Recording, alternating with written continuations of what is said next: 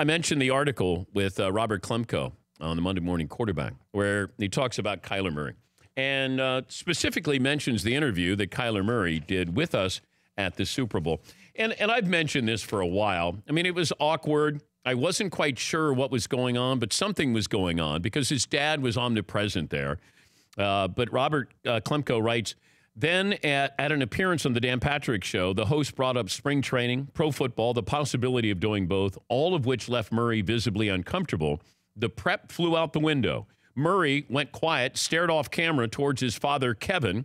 Patrick adapted, redirecting questions at Dad, who said no comment, no comment. Robert Klemko joins us now. How important was that interview with Kyler Murray? You know, I think a lot of people around the NFL, you know, executives, GMs, owners looked at that and said, you know, this is weird. It's very odd to see somebody who seems so unprepared to answer what had to be everyone's number one question, you know, when he showed up to Super Bowl week pushing Gatorade. But I don't know if that impacts what happens in the draft. Is there any impact, you think, on if Arizona is going to take him or somebody would normally want to go up and get him but won't because of that?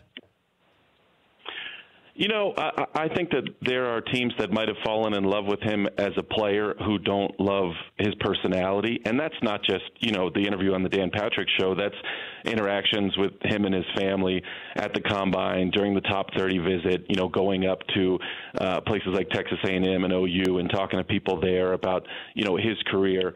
I think what happened with you is symptomatic of this larger thing where Kyler is very unexpressive, and there's this impression with NFL people that his dad is driving his career and his career decisions, and that he's just along for the ride. And I think that has scared some teams and maybe not necessarily dissuaded somebody from going up and getting him. But, you know, if he does fall, I think that would contribute. Your April 3rd mock draft had the Raiders trading up to get Kyler Murray. You think they're still interested in doing that? You know, I think the Cardinals would be interested in doing that. You know, they've got to find a trade partner for Josh Rosen, and I think until they do that, all these mock drafts are moot. But you know, there's a scenario where the Raiders could get him at 4. You know, if he falls, if the Cardinals ultimately decide not to pick him. You know, these mock drafts, please don't hold me accountable for them. Nobody ever gets them right. Yeah, but I'm just curious the philosophy behind some of this that, you know, Oakland's now saying they're not interested in a quarterback or they may trade down. Like, I don't believe anybody at any time, certainly as we get ready for the draft. There's no reason for somebody to be transparent here. I'm also, speaking of transparent, you have Kyler Murray's dad, his involvement. Did you get a chance to talk to him for this article on Kyler Murray? Yeah, so I wrote the article, you know, and we've been working on it for 2 months, and then as a reporter, you know, you take the findings of a story, especially when they cast somebody in a negative light or a questionable light, you take those findings to the person and then say, would you like to comment, you know, confirm, deny, what have you. And then that's when the Murrays said, okay, we'll talk to you.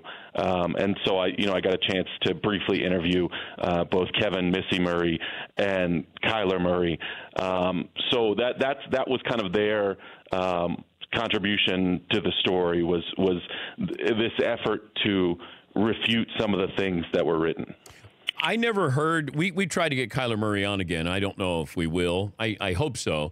Do they blame me for how this played out? Because I never heard from their side.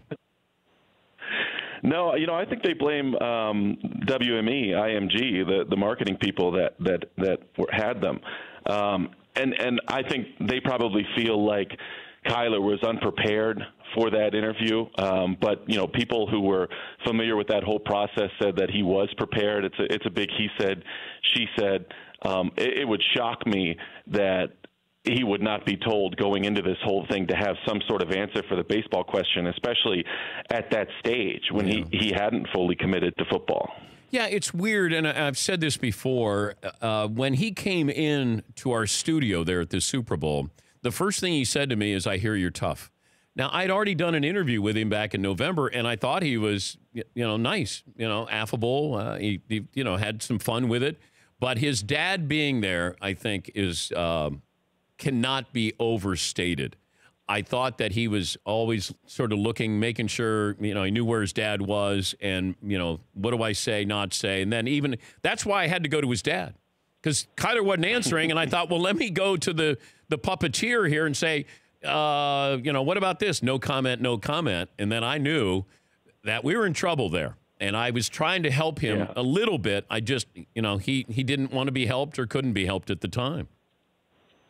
Dad's story is really complicated, and he's a huge part of Kyler's life, as you saw, going back to his youth football days.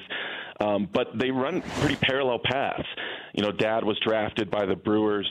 Actually went and played minor league baseball for a time in their rookie league club in Kentucky, bailed on that, kept the signing bonus money, was sued by the Brewers. They eventually dropped the suit, and then he goes to play football at Texas A&M, and he has this devastating ankle injury, comes back from it. He's an All-American, Conference Player of the Year, and then leaves after his junior season of eligibility, which was pretty rare back then, and then the NFL doesn't draft him. And there's all this question about, whether or not he could have come back because the program was under investigation and eventually the hammer would come down on the program for impermissible benefits. But his head coach says, part of it was race, being a black quarterback with all these question marks around him, injury and character-wise, and it all contributed to him being undrafted. So you take somebody who's been through all that, and then he has a son who's as talented as Kyler is, and I think, it's a complicated process. If you're going to bet a week's pay, Kyler Murray goes to whom?